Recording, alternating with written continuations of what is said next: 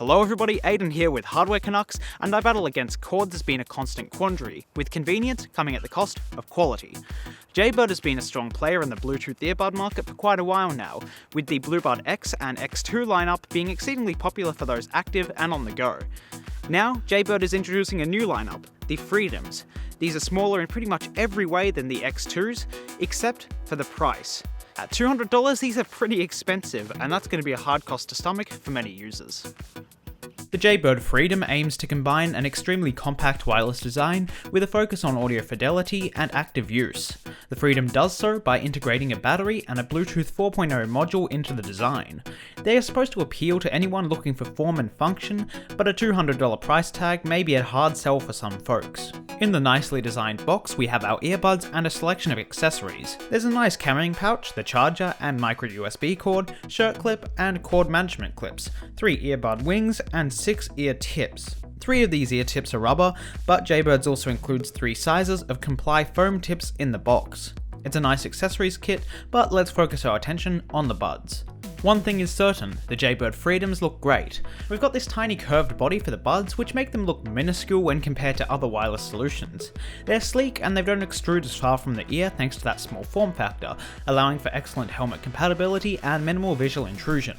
Rather than removing components to achieve such a small footprint, Jaybird shifted the wireless components into the volume control hub, creating this slightly bulkier hub due to the battery. This is where you charge, access volume control, and pair them. I still can't get over the remote hub though. While it works as intended, it doesn't feel like an elegant solution. Its weight makes the Freedoms have this weird imbalance, with the right side pulling more heavily than the left, and aesthetically, it leaves something to be desired. The design of the Jaybird X2 with the internals in the earbuds will probably still appeal to many people, making the Freedom less of a replacement and more of an alternative. The Freedom's hefty $200 price tag is a hard sell, especially when Jaybird themselves still have the X2s for $150, and you can pick up the original Bluebuds X for only $80. Honestly, even with the Freedom around, the older models are a steal at their current price. That being said, there's going to be a market which appreciates these earbuds. This small form factor will fit easily in your pocket, and the 13.8 gram weight means these are perfect for any activity. No cord leads to ultimate freedom of movement, and if you're working out in the gym, you can place your phone beside you, which allows for far greater freedom. The Bluetooth experience is seamless too.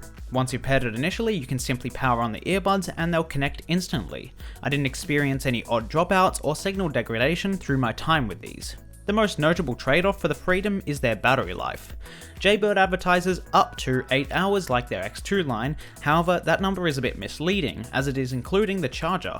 Due to physical restrictions, Jaybird could only squeeze a 125 mAh battery into the Freedoms, amounting to an advertised 4 hours of battery life, so they included another battery in the charging cradle, thus giving the 8 hours. Since you're not going to be keeping the cradle on, you should think of this as a 4-hour device, with an external battery bank. On the note of the cradle, while it's very small and portable, it's also very easy to lose, and because of the proprietary nature, it's the only way to charge these earbuds, so keeping it safe is important.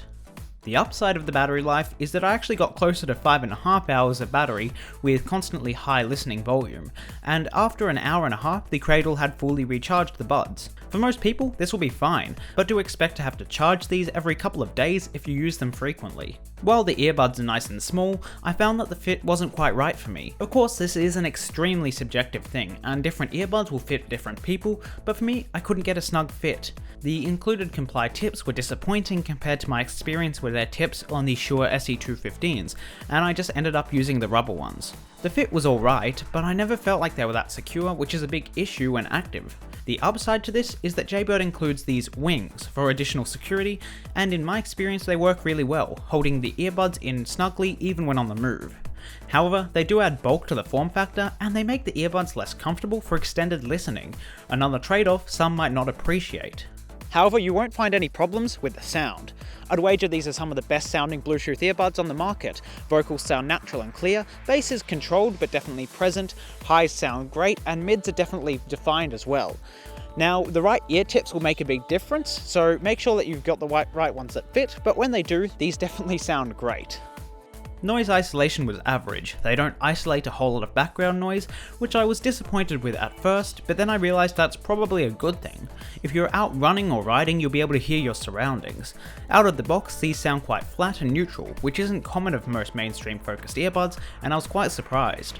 And it only gets better once you grab Jaybird's My Sound app. Here you get EQ controls, and you can tune the earbud's sound signature to your preference. Many people won't enjoy the neutral sound signature, so I love having the option to completely customize it. And now it's down to nitpicks. For $200, I want a polished experience, and for the most part the Jaybird Freedom delivers. I did have some little issues though, and most of them were centered around control of the device. The first issue is with the buttons. The volume and play pause buttons are really mushy, and without looking at them it's hard to tell if they've been actuated.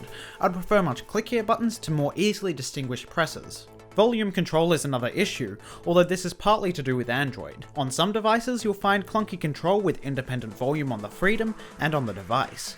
Then with the latest Android M update you get simplified control, but the volume steps are too big, meaning that it's either too quiet or too loud. You can't adjust volume on the earphones when no media is playing, you just get a frustrating battery 60% warning. Hopefully volume management can be resolved in an Android update or a workaround from Jaybird. At $200, the Jaybird Freedom is going to hit your wallet hard, but you'll likely find value in them. They're excellent in their own domain, but when you remember that you're paying $50 more for effectively worse battery life for that smaller form factor, it might be hard to stomach. Keep an eye out on Jaybird's previous products with the X2 and BlueBuds X for better bang for your buck. If your wallet is larger than these earbuds, and you can stomach their small quirks, then the Freedom might be the one for you.